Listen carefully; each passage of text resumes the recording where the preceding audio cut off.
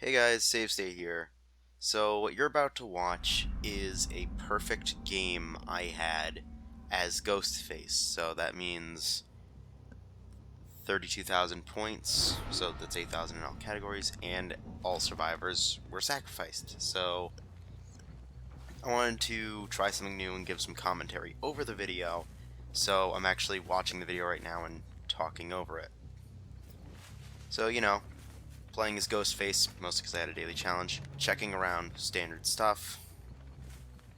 Because the challenge, I remember when that happened, it was I just remembered, like, okay, I'm getting gen rushed. Time to play the objective.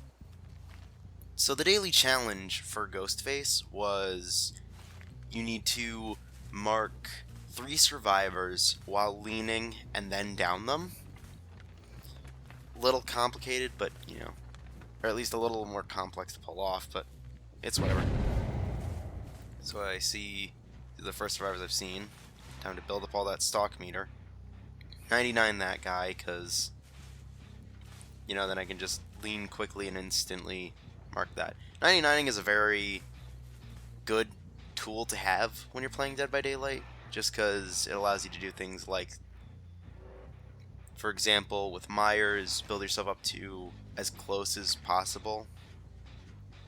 You're insta down and then just pop it when you're right against somebody. Now here I'm checking around because I heard a totem crack, but I wasn't sure where it was. So, I know somebody's here, I just don't know where they are. And that little noise means that somebody was looking at me, so I know somebody's here. It's just, where are they? So as Ghostface, I'm allowed to play this game where I just sit there and chill. Because ultimately, the stock meter doesn't go away.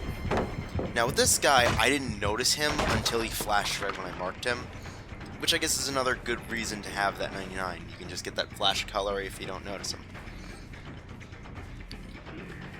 So, balanced landing, recovered pretty quickly from that, but he's down now. It's always a good idea to damage generators before you pick up survivors, because even if the other survivors are just going to go start it right back up immediately, you've already got damage on it. And if nobody goes to tap it or something, then, it loses progress. So allow me to explain what perks I have. So the one that you saw in effect there with all the generators turning white,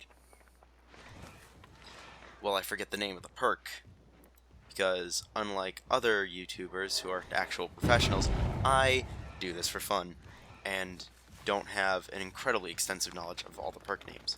What it does is that, I believe on a 60-second cooldown, maybe more, maybe less, whenever I pick up a survivor, when the perk is activated, it blocks all generators that are not being worked on. So it prevents them from being worked on, but it also tells you, hey, there are people here. So earlier at that interaction, one of Ghostface's best tricks is that if somebody's looking at you while you stalk, you get to know exactly what direction that person's in. You can take cover, and it's like, yeah, that person sees you, but you know that they're in line of sight. So this perk being used is I'm all ears, where, if somebody does a rushed action, like for instance quickly vaulting over a pallet, okay, yeah, that was a bad play on my part, but if they do that rushed action, you see exactly where they are for 6 seconds.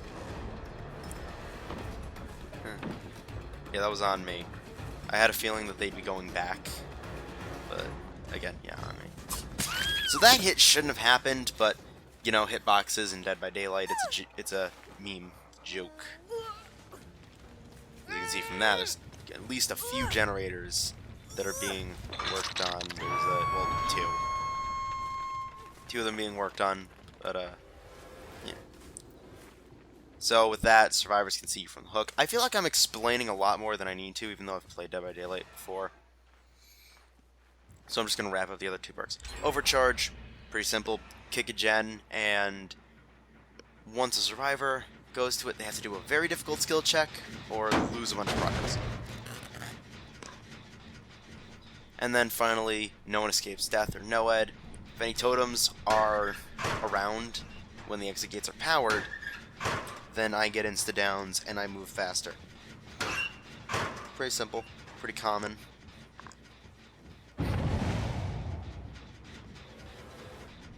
So I'm able to piece together pretty easily that somebody's up there. I get that flash color. And again, it's something where it's like, you know, if you reveal Ghostface, that doesn't mean your stock meter goes away. So I probably shouldn't have popped that so early when there was so much distance and height between us. So I'm checking around, making sure he didn't jump off. Now there's no penalty to getting somebody to that full meter and then just not letting it rip.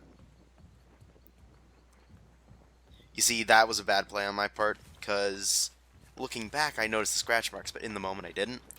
So, because there was a pause there, I thought he jumped off, so I ended up losing him. Oh well. I find the other 3 survivors working together on it. Jen.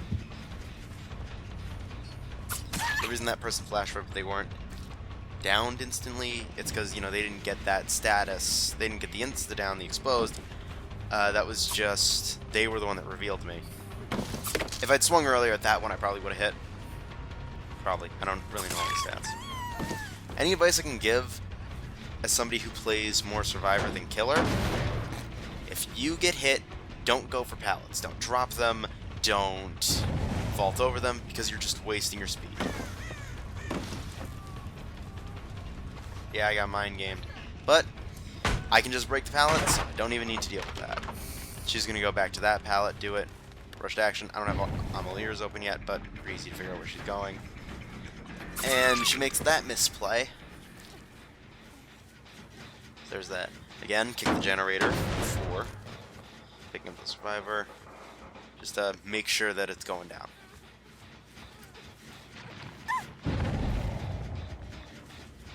So, probably should have looked around for that skill check, but I didn't know. I know that that generator is being worked on, so I'm going to go there immediately, since it's pretty close. And, you know, it doesn't block it off if they immediately stop working on it. So, you know, people are probably going to leave the second they realize what's happened, but you just got to play the game. So I can see her taking that slow vault, so I know she's trying to be stealthy. So, of course, I take advantage of that. Big misplay on my part, wasting my shroud when I was so easily viewable by the survivor I downed. Totally lost track of the Ash. So, I'm just kind of looking around for him. No idea where he is, so I go to just hang the Fangman. And lo and behold, I then find the Ash.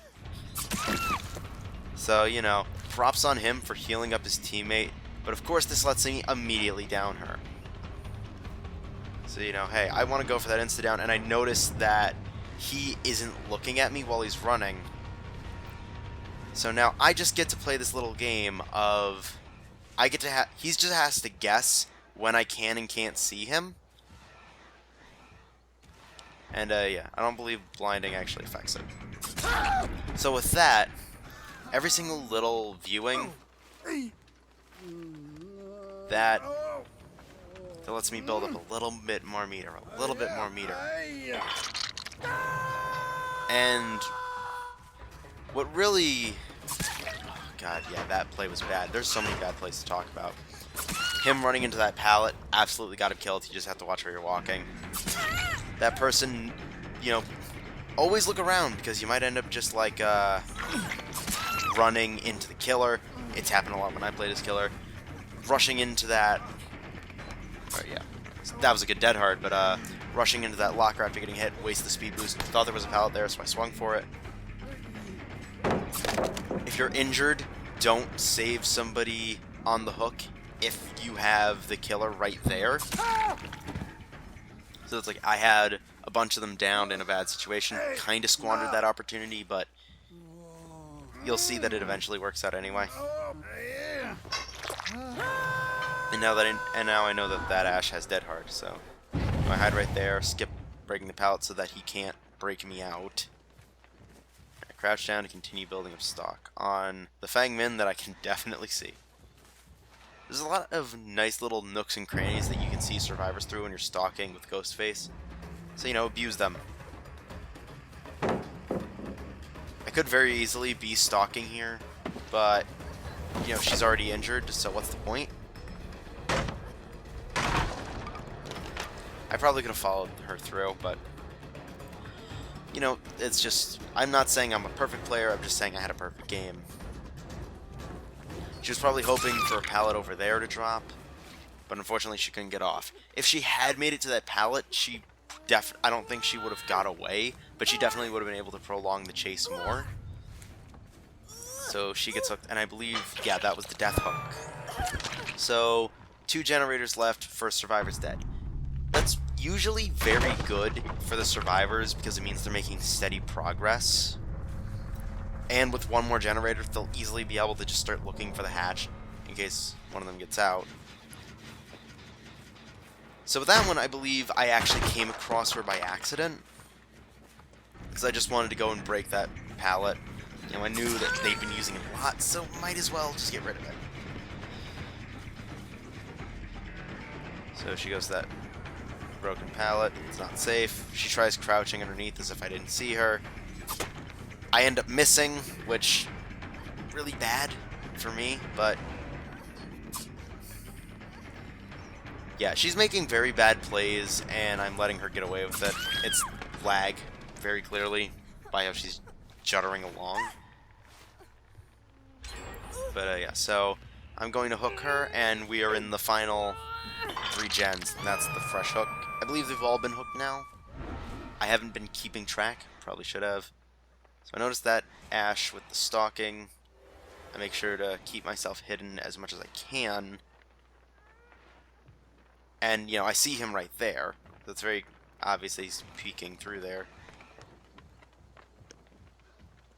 I assumed he was gonna go for it more, but oh well. So he raced me out of that. He's hiding in the loop. Not a very good play, especially since he threw it down when I wasn't near it and just ran away. Fell Ash. I know that Ash was going to go around, but I decided to go the other way. I thought I could cut him off. And yeah, I'm going for the hook survivor. Because, you know, if you're going to make a stupid play like that, you're going to get punished for it, even if it's because of your teammates. So, with that Jake doing that to me, 99 him, so I can just pop it because he's not looking, and now he's in a lot of trouble because he's fairly close to me, and I can just instantly down him. Which is what I do. So I can see that the blocking off, it's active, but I didn't want to use it because I was fairly confident that I'd be able to very quickly find the Fang Min.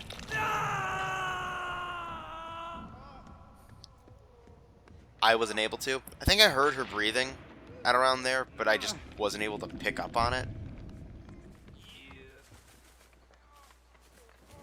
So at this point, it's more just like I'm searching around. And I understand I'm probably searching around on the wrong side, because that's not where she was getting healed up, but I find her out here instead, just as she gets healed. Now, I get confused and swing because I see the Ash just run past me. And, you know, I could go back after the Fang Min, but Ash is right here, and you know, he's 99. I hear him breaking me out of it, so I just pop that 99, and so what, I'm out of stealth mode. That doesn't mean he isn't marked for death. And just like that, Ash is dead. So, sorry about that for my phone. Both survivors now, they're injured, probably healing each other up, but I can hear them very clearly here.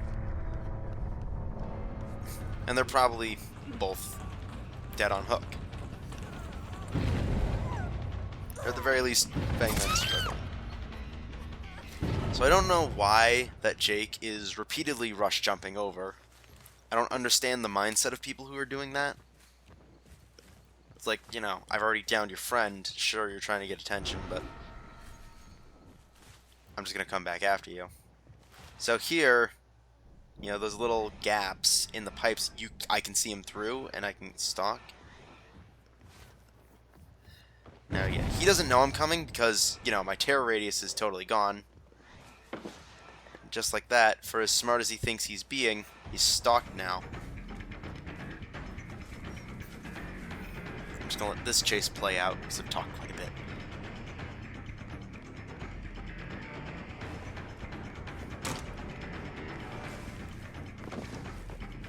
Said to finally break that pallet.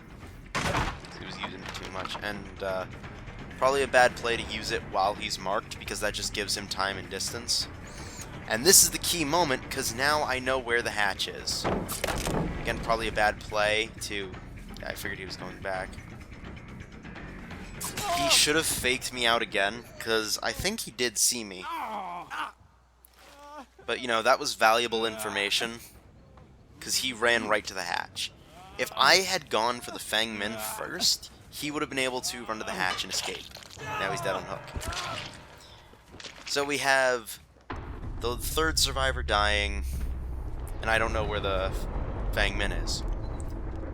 So sure, I could go look for her to hook her, but I know where the hatch is. And she maybe doesn't, so I'm not going to give her the chance to wiggle out. She doesn't have adrenaline, which is very helpful for me, and I have no ed. However, she does have Unbreakable, so wherever she was, you know, very good play on her. It's a very smart play to use it in the endgame collapse, because that's like, yeah, I can't save myself. Always use Unbreakable when you cannot be saved. Now, unfortunately, she left herself wide open, and she wasn't able to get it open in time. There's no way she can win this. No way she can get away. She probably feels bad being the not only the last person alive, but look at how low that bleed out timer is. This hook right there, I'm not giving her pity. I hook her, all said and done.